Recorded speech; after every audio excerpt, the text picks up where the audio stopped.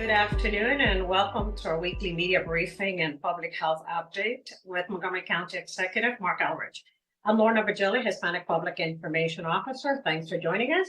And also joining us today is Mr. Sean O'Donnell, Deputy Chief of Public Health Services for the Department of Health and Human Services, Dr. James Bridgers, the Director for the Department of Health and Human Services, Dr. Earl Stoddard, Assistant Chief Administrative Officer, and we have two guests today. Anthony Featherstone, Executive Director, WorkSource Montgomery, and Bridget Howe, Executive Director for Nonprofit Montgomery. Thank you, everybody, for joining us. Mr. County Executive, good afternoon to you.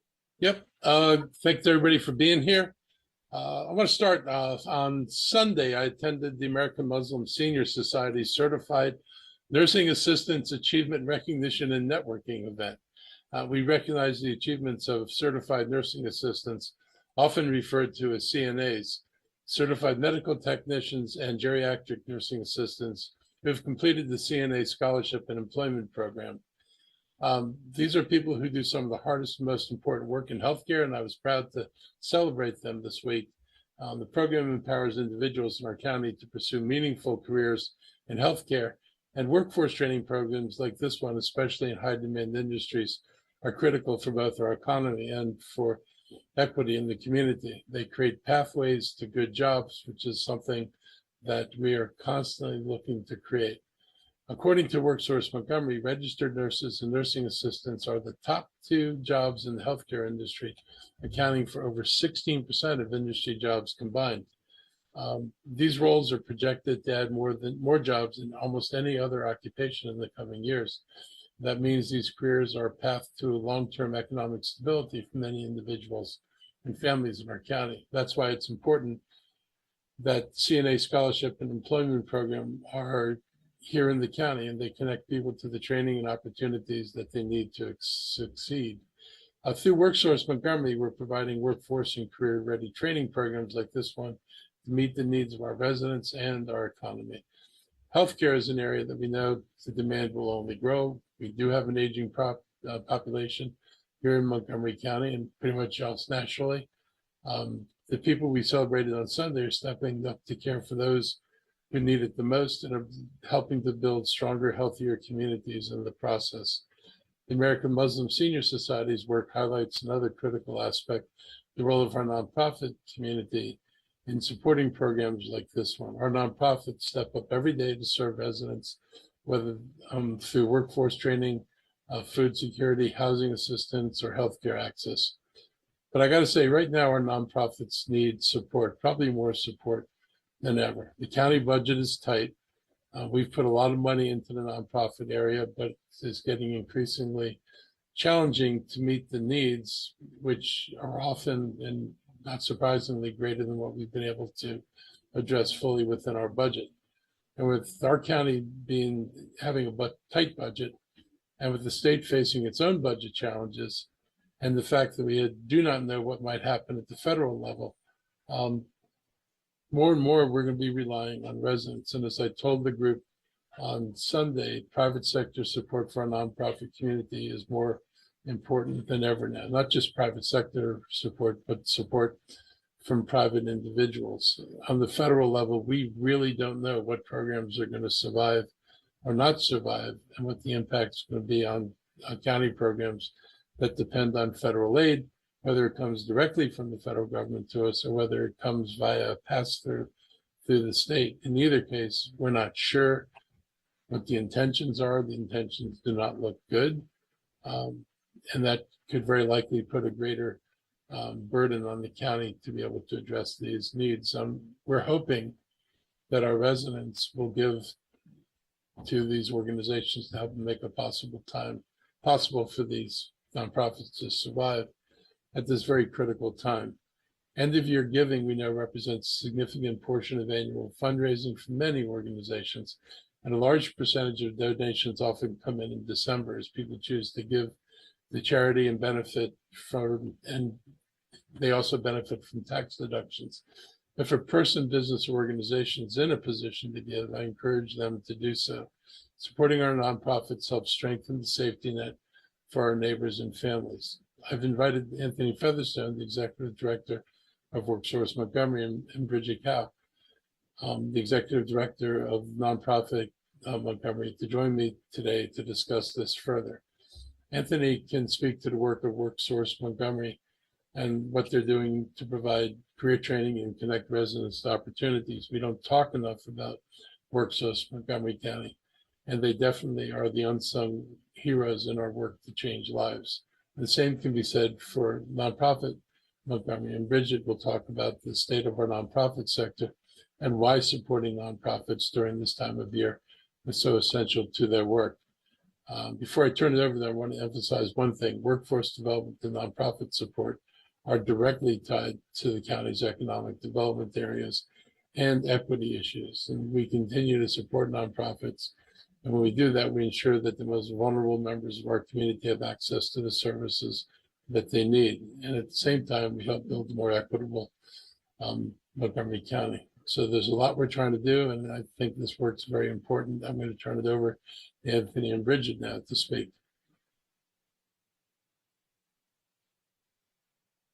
Good afternoon, Anthony. There you are.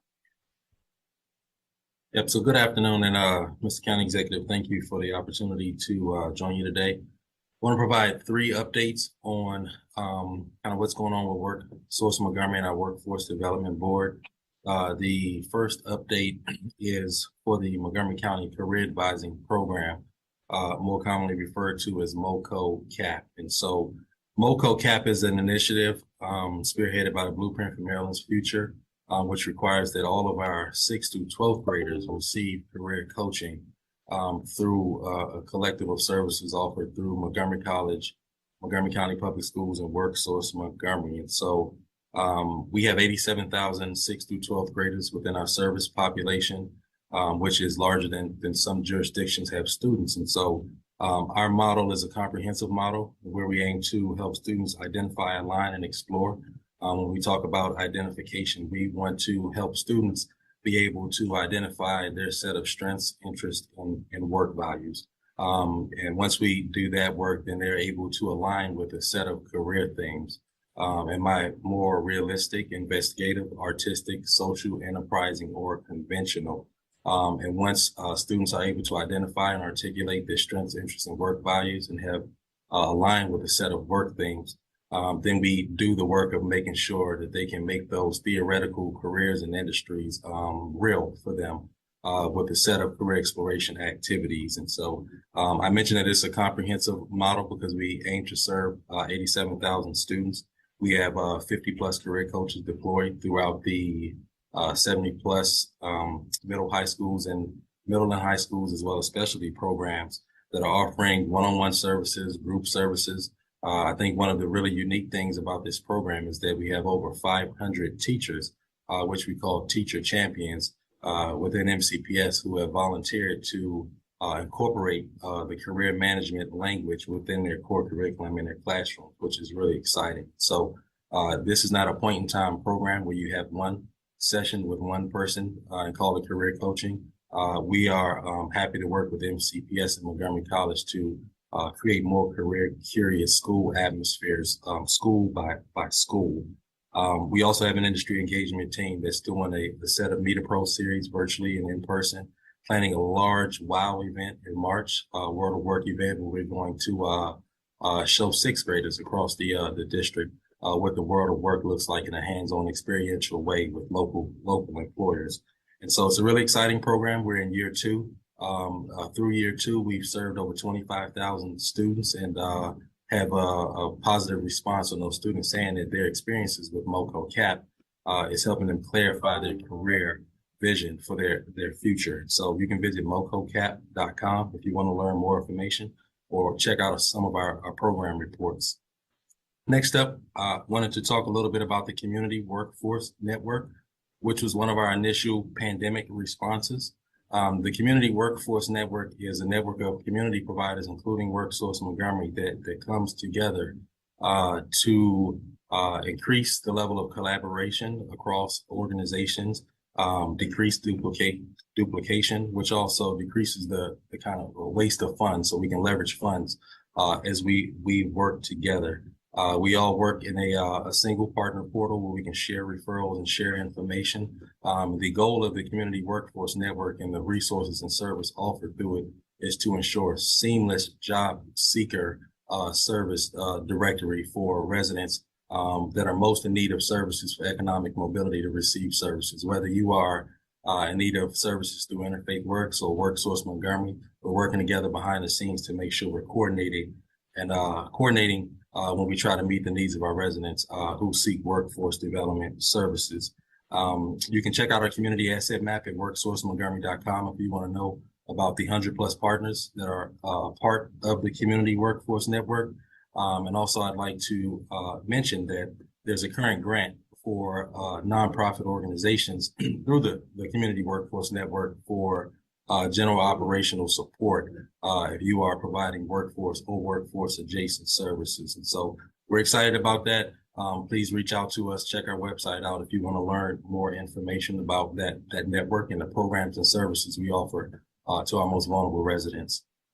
Lastly, wanted to mention the local workforce development plan. In partnership with our workforce development board and the county executive, we publish a 4-year workforce plan that outlines what type of services the workforce development system and WorkSource Montgomery will be offering, who those services will be directed toward, what industries we'll focus on, what impacts we want to make on our communities, and where we want to be in 4 years and how we'll get there.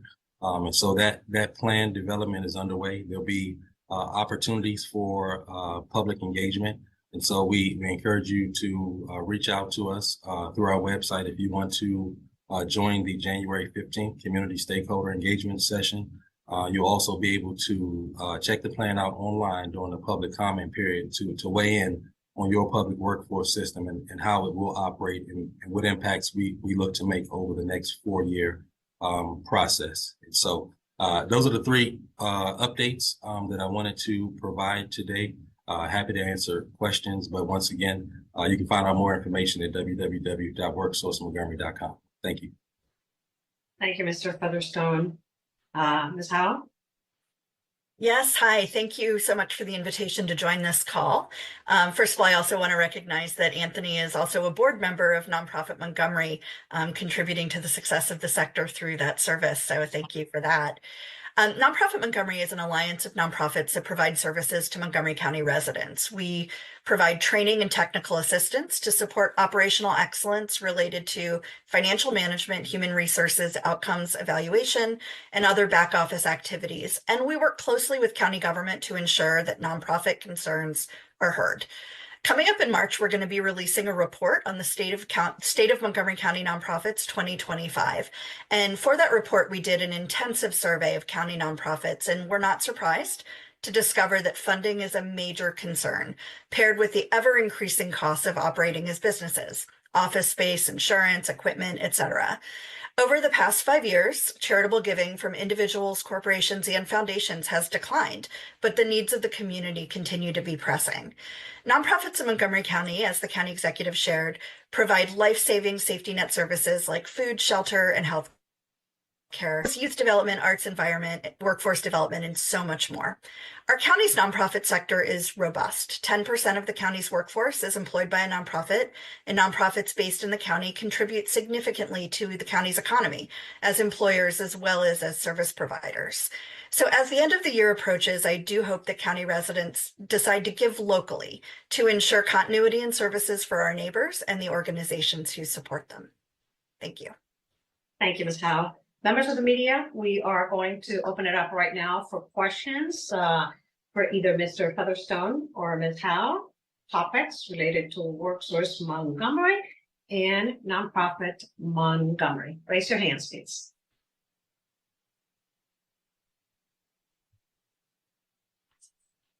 Any questions from the media regarding these topics today?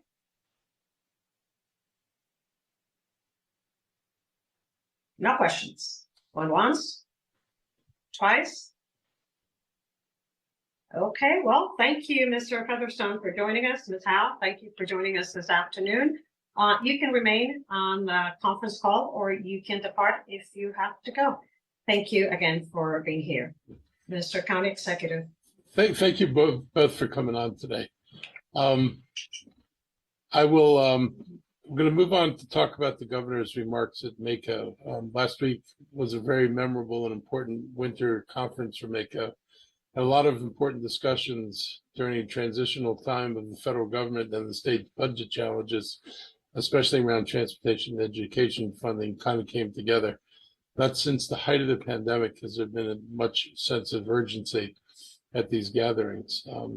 Everybody's very concerned about the state of Maryland's budget, as well as the state of the federal government and what they're going to do or not going to do. So there was lots to talk about. The highlight of the conference was Governor Moore's remarks. The governor outlined two significant challenges in the $2.7 billion state budget shortfall, uncertainty about federal support with the upcoming change in the administration. The governor made it clear that economic growth is essential to addressing these challenges while protecting critical priorities like education, healthcare, childcare, transportation, public safety, and housing. The problem is pretty clear.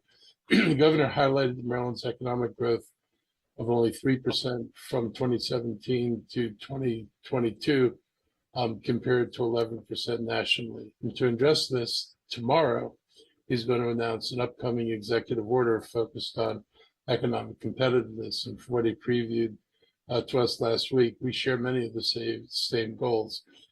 He highlighted statewide permitting issue, and streamlining the permitting process is something that I've been working on since the day I got elected to this job. We've made major reforms in our permitting, at least the county government side of permitting, to make sure that we can move things faster and help people get through the process more easily than they could before.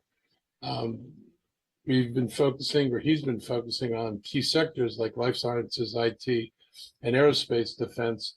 And these are areas where the county leads the state and the region. We've got a new life sciences incubator with the University of Maryland's assistance in the Institute for Health Computing. We've just signed a lease for new space to expand an IT incubator that'll focus around AI as well. And we have a presence in aerospace and defense areas.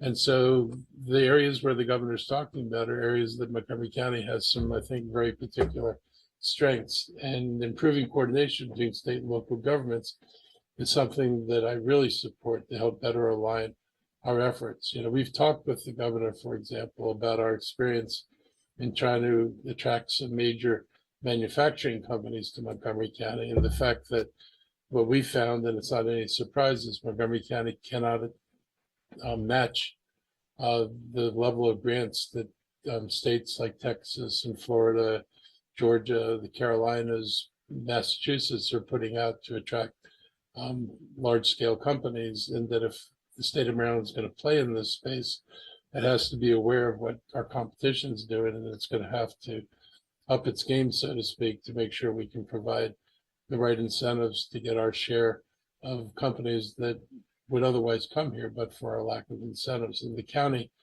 for example, cannot compete with a place like Massachusetts. We simply don't have the resources to put on the table what Massachusetts is putting on the table. But it's a good lesson to see what other jurisdictions are doing and how successful they are as a result of their efforts. Today, Dr. Taylor is going to present his proposed 2026 budget to the Board of Education. The schools continue to need money for more salaries, more teachers in particular, and investments in facilities. You're all going to learn more about the school system's needs later tonight, but the needs are pretty serious. Governor Moore emphasized the importance of education and workforce development.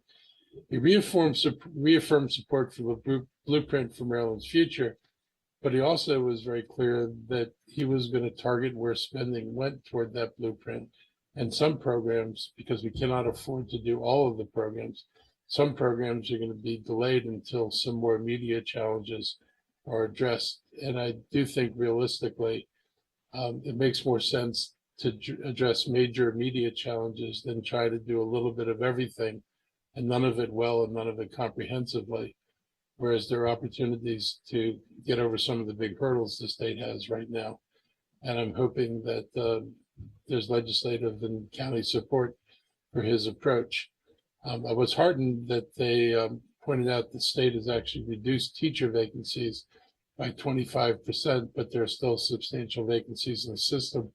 And there are particularly large number of empty slots in the special education area of our school system. And we are not meeting, in many places, are not meeting the mandated level of support that it is supposed to be in school for these students. So addressing that's going to be of paramount importance. As a brief reminder about, how Montgomery County schools got into this mess, we did a look back at school budgets going back to, the era around 2010 going forward. What we found is that the county's budget today is about 20% lower than what the budget was per capita per student back in 2013. And if we had maintained the level of funding that we were at back in 2013, the gap would not be present today in the school system budget, and they would have been able to fill many of these positions. I am very encouraged, and I hope everybody else is encouraged in looking at the work Dr. Taylor is doing to actually right-size the school system as a whole, and the deep dive he's taking into the departments and what they fund and what they don't fund, and whether what they fund is actually key to the county's mission, or have we gone off on tangents that don't necessarily direct resources to the critical needs in the system. It's really good to be working with a superintendent who's taking this approach. There's a lot of work to be done, and I'm very happy that he's willing to address this. I look forward to a new school board, and I'm counting very much, and I hope all of us are counting that all the parties involved are serious about taking a look at the system, making sure that dollars are going where they're needed, but also being honest with the community about what they need if they're going to meet the targets that they have. We're well positioned to help lead on these issues that the governor raised. From life sciences to affordable housing to strong public safety initiatives, Montgomery County's been out in front. The governor knows this. He's been there, and he's visited Montgomery County, and it's been a world of difference working with him compared to his predecessor. At the conference, it was clear that many state leaders agreed that we must find a new way of doing business quickly. That's why I continue to advocate for tax restructuring and get us more aligned with what Northern Virginia has been doing on transportation infrastructure. I'm going to say this again, when it comes to taxes on development, Montgomery County is the cheapest state in the metro area region. And the county's decades-long strategy of continuing to lower taxes on development has absolutely failed to attract housing or commercial development, and actually pushed a portion of that, the taxes needed to support development onto residents and off of developers. And residents should not be shouldering an ever-increasing burden because of decisions by the council to lower the burden on the private sector. Virginia's not doing this.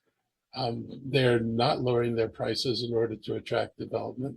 They're doing everything they can to build infrastructure, which is really what works. Companies building in Virginia are going there not for the tax rate. You're not going to Tyson's Corner to pay $1.51 when you could pay $1.04 here, nor are you going to DC where you can pay $1.89 on commercial property, and leaving Montgomery County, that's where you would pay $1.04. You're simply not going to these places because of their tax rates, but you're going there because of the infrastructure. And if you look at our situation, it's clear that infrastructure investment that builds a thriving environment that can support business expansion trumps lower property taxes or lower development taxes. And if taxes were the trump card in this game, we'd be winning. And I think everybody would agree from the state on down that we're actually not winning. I want to turn my attention to something that came up last week. My friend Jeff McKay, who's one of the Fairfax County supervisors, made a comment about us in Maryland Matters, and he said, referring to the state of Maryland, they're not going to say this publicly, but I think they believe that if people can't get across the two bridges, they'll stop coming to Virginia to work. And he's referring, I guess, to American Legion Bridge and the bridge on the other side. And ultimately, that he believes they'll take jobs from Maryland, and that will help their economic development. In other words, if we do not build the bridges, that somehow this will benefit Maryland economically. To me, this is one of the most absurd, or he said this, he said, to me, this is one of the most absurd economic development visions of all time. I want to start by saying I have a lot of respect for Supervisor McKay. I work with him. I've enjoyed working with him on COG. And as you've heard many times in these briefings, I've often been the only Maryland elected official who goes to Northern Virginia to learn about how they operate. I've also enjoyed talking to him about how Nova's tax policies help them drive the development they have. While the suggestion that Maryland intentionally doesn't want to fix the Beltway is highly inaccurate, if not absurd, I do understand this frustration because I'm frustrated too. I want to point out first and foremost that when the former Governor Hogan has announced his plan at Committee for Montgomery for the Beltway in 270 back in 2018, I spoke right after him. And I said very clearly, if you're serious about unclogging the Beltway, you need to start at the bridge. And I said it because the governor wasn't talking about it. And I've said that repeatedly for the last 5 years to both the previous and current governors. If you're dealing with the bridge, whatever you do on either side of the current structure is just going to speed people to a choke point. If that bridge stays the way it is today, you can do all the improvements on the Beltway on both sides of the bridge, and it's just going to get people to a massive point on the bridge where no one's going anywhere. We experience a lot of that today. The American Legion Bridge is a vital connection for the entire region. The bridge is essential to Montgomery County and Fairfax County in particular.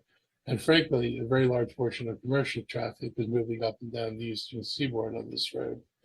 We know the work that Virginia is doing in completing their side of the Beltway, and that it will soon reach the bridge. Without a coordinated effort to address the bridge itself, we do risk creating severe bottlenecks. With more federal employees returning to work and increasing traffic on our roads, the urgency of this project can't be overstated. That's why the best thing we can all do now is together push the federal government to approve the funding Maryland's Department of Transportation needs to begin work on this project.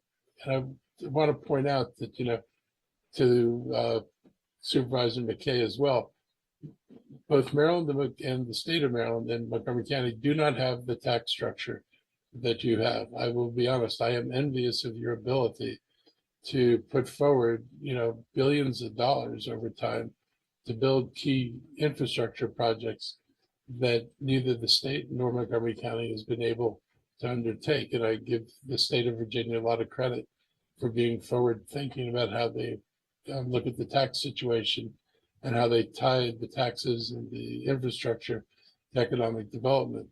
But at this juncture, regardless of all of that, we need the assistance of Governor Youngkin and the Virginia's congressional delegation. And I would ask, Supervisor McKay to join us in this, to lobby the federal government to make sure that Maryland gets the funding to do this bridge. It is absolutely critical that we get support. And if the supervisor and others wish the bridge to come into reality, this would be a good time for them to work with us. We'd like to work together. The bridge is Maryland's responsibility, as it has been since King Charles the first decreed that Maryland owns all the way to the Virginia shore. So the entire Potomac River is in Maryland, and it impacts the structure. And the impact of the structure goes far beyond the state line. So even though the bridge would be technically ours, the impact on this bridge is large for both Montgomery County and Fairfax County and the rest of Virginia, as well as the rest of the state. So this is a shared problem. We'd like to address this problem together. It's time for everybody to come together and ensure this vital piece of infrastructure gets the attention and resources that it deserves. The state is in the federal approval process again. They have not gotten an approval on an appropriation, but we're hoping they've at least gotten through the next hurdle, and hopefully they'll wind up with an appropriation that'll help make building this bridge possible. But I just want to assure the supervisor, nobody on our side is trying to delay or stop the building of this bridge. And I would hope that he wouldn't think that we would do that kind of thing because it's actually harmful to both sides of the river. On a final note, before I turn it over to Earl and the HHS folks, I want to talk about a few issues. First, I want to thank and congratulate the Maryland Congressional Delegation and Governor's Board team for being successful in getting full funding for rebuilding the Francis Scott Key Bridge. Rebuilding this bridge is critical to the state's economy as well as traffic at 995, and the Congress acted, I think last night possibly, to put funding for the Francis Scott Key Bridge into the budget. And second, I want to thank MCA, or Teachers Union, for supporting limits on cell phones and social media, as well as increasing pay for elected members and staff of the Board of Education. I'm especially happy about the being willing to speak out about cell phones and social media. Why anybody thought it was a good idea to have kids have their phones open in class and playing games and texting while they were supposed to be learning how anybody could be serious about educating kids and think this was a good thing, I do not know.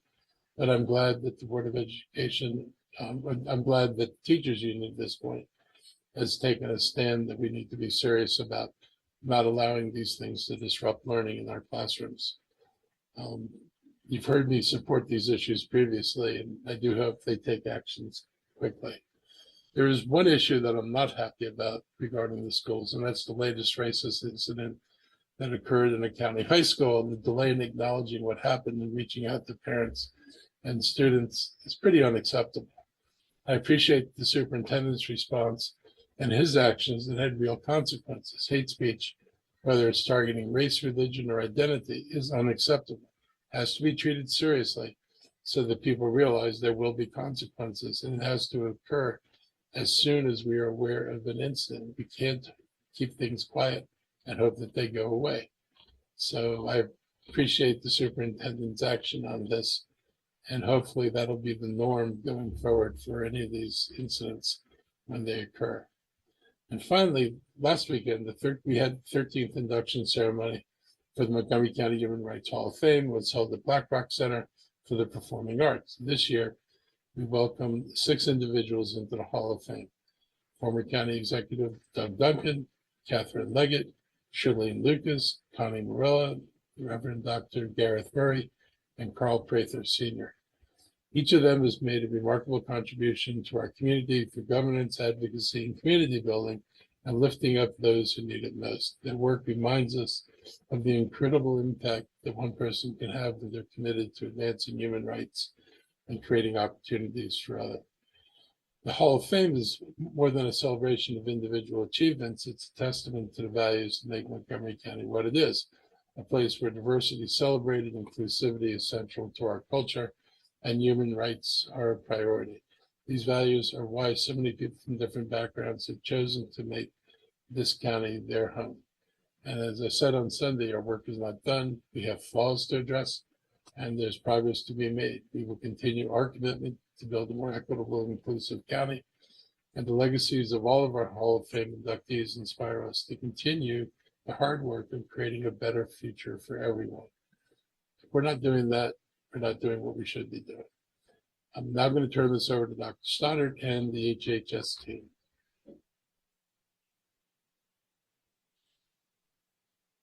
I don't have any updates for this week. I don't know if the HHS team does. Not for me, Dr. Stoddard. I will toss it over to Sean, who has some public health service updates. I just want to wish everyone a healthy and safe holiday, and try to keep our respiratory disease down this year. Thank you. Thank you, gentlemen. Members of the media, we're going to open it up for questions right now. General questions. I see Adam Tuff already have his hand up. Adam, NBC4, good afternoon. Good afternoon, everyone. Thank you for doing this briefing. County Executive Elrich, I know you kind of just addressed this, but is there any truth to what the Fairfax County Board of Chairman is saying here? I know you said you don't think anyone is doing it intentionally, but why would he make that comment? Maybe out of frustration, but I don't think, frankly, that he understands the state's financial situation I don't think he understands limitations and how we raise revenues over here, because he's in a state that actually knows how to raise revenues. I keep pointing to them as an example of a state that has the tools for raising the revenues and therefore can actually produce the projects they need to produce. Maryland is cursed without having those tools, to be blunt. And I think he's just frustrated because they're going to be at the bridge with their project. And our project is nowhere near starting. I get the frustration, but there's no intentionality to blocking this. Does a comment like that get your back up at all when, we've been talking so much about how the region needs to work together? Well, it was a little frustrating because I've talked to him.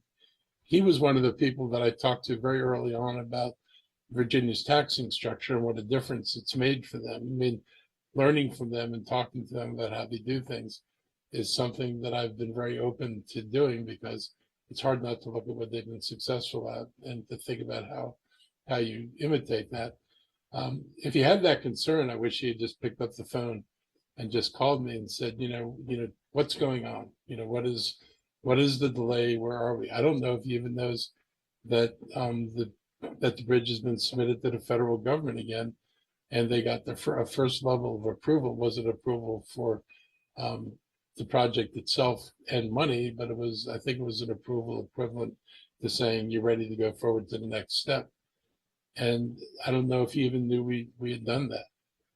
He may just be looking at this and feeling the frustration, but sometimes people get frustrated. They say things. It's not a reason to get mad, particularly when you generally have a good relationship with a person and you work together. Yeah. And my last comment, that ever getting irritated.